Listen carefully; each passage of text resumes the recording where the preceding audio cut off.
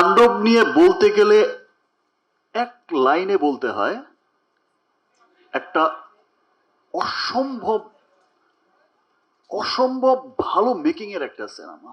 রাফি, তোর লাইফের best cinema এটা। ডাবিং এ যখন ডাবিং করেছি আর দেখেছি সিনেমা, তখনই আমার কাছে মনে হয়েছে ইয়েস, এটা কি বানালো। এবং তাণ্ডব কিন্তু অসম্ভব পরিশ্রমের একটা সিনেমা। তাণ্ডবের ফাইট যেমন অসাধারণ হয়েছে, গান অসাধারণ হয়েছে, স্টোরিও অসাধারণ স্টোরি। আমি তাণ্ডবের শিল্পী হয়েও আমি মন্ত্রমুগ্ধের মতো দেখেছি। Wow, what a film! দেখেই মনে হয়েছে কি চমৎকার সিনেমা। এবং তাণ্ডবে এত বড় বড় আর্টিস্টরা এখানে কাজ করেছে, আমার নিজেরই মাঝে মাঝে আমি কি ঠিক করছি? রাফি ঠিক আছে তো? আমার কার কথা বলবো তাণ্ডবে? আফজাল ভাই, এই যে আমার সামনে রাকায়াত ভাই বসে আছে, মুকিত ভাই বসে আছে, লাবলু ভাই বসে আছে, সুব্রত দা, আর আমার পাশে যিনি বসা জয়া, জয়ার তুলনা তো জয়া নিজেই। কি অসাধারণ অ্যাক্টিং করেছে। এবং এই পাশে আরেকজন যিনি বসে আছে, অলরেডি লিচুর বাগান দিয়ে তো পাগল করে রেখেছে সবাই। আমার বিশ্বাস যে প্রত্যেকটা মানুষ সিনেমা দেখে বলবে যে এটা আমাদের দেশের সিনেমা।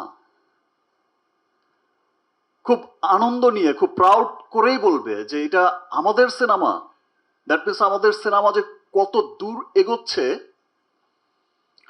আর শাকিল ভাই যে বলল 100 কোটি 100 কোটি, আমি এটা বিশ্বাস করতে চাই যে ইনশাল্লাহ কোনো একদিন 100 কোটি 100 কোটিই হবে। এবং আমার মনে হয় না যে খুব বেশি দিন লাগবে, বিকজ এখন শুধু আমাদের দেশেই যে সিনেমাটা চলে তা তো না, এখন ওভারসিজেও পৃথিবীর বহু দেশে যেখানেই বাঙালি আছে সেখানেই আমাদের সিনেমা যাচ্ছে। এবং খুব চলার জন্য চলা না, অফিসিয়ালি রিলিজ হচ্ছে। এবং ওভারসিজ থেকেও কিন্তু চমৎকার একটা বিজনেস আসছে, সেটা America, Canada, middle east, Europe, England, Australia, পুরো পৃথিবীময়। আমি তো দেশের বাইরের অনেকগুলো দেশের যখন থিয়েটারের সিনেমাগুলো দেখি যে এরকম উপচে পড়া ভিড়, তখন আমার মনে হয় যে ইয়েস, একদিন বলেছিলাম যে পুরো পৃথিবীতেই দাপটের সাথে চলবে আমাদের সিনেমা। এবং এই ওভারসিজ কিন্তু এখন দাপটের সাথেই অফিসিয়ালি মুক্তি পাচ্ছে। আমি এর মধ্যে দেখলাম যে অস্ট্রেলিয়া একটা ভিডিও দেখলাম যে পাশাপাশি 2টা থিয়েটারে চালাচ্ছে অ্যাট এ টাইম। আমার যে লাস্ট সিনেমা গেল, তো সেটা দেখেই মনে হয়েছে যে ইয়েস, 100 কোটি যাবে, 100 কোটি যাবে ইনশাল্লাহ। রাফির সাথে যখন আমি কাজ করতে যাই, এই তো সেকেন্ড সিনেমা, আমি শুধু এক লাইনে একটা স্ক্রিপ্ট শুনি, এর বাইরে আর কিছুই শুনি না। কি গল্প রাফি, দিস অ্যান্ড দিস, তারপর গিয়ে সেটে গিয়ে ওকেই বলি সিন কি, ডায়লগ কি, ও যেই যেই ডায়লগটা বলে দেয় আমি শুধু সেই ডায়লগটাই বলি। আমার অসম্ভব ভালো লাগে রাফির সাথে কাজ করতে। খুব যত্ন করে সিনেমা বানায়।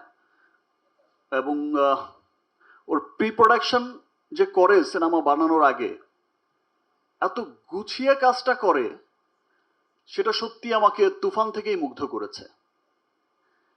যে একটা সিনেমার শুরুর আগে যে প্রি প্রোডাকশন এত স্ট্রংলি করছে এবং প্রত্যেকটা সেক্টর বেছে বেছে বেছে বেছে করছে, এটা আসলে আমার মনে হয় যে নতুন যে পরিচালকরা আসবে তাদের জন্য রাফি একটা ইন্সপায়ার করে তার কাজ দিয়ে।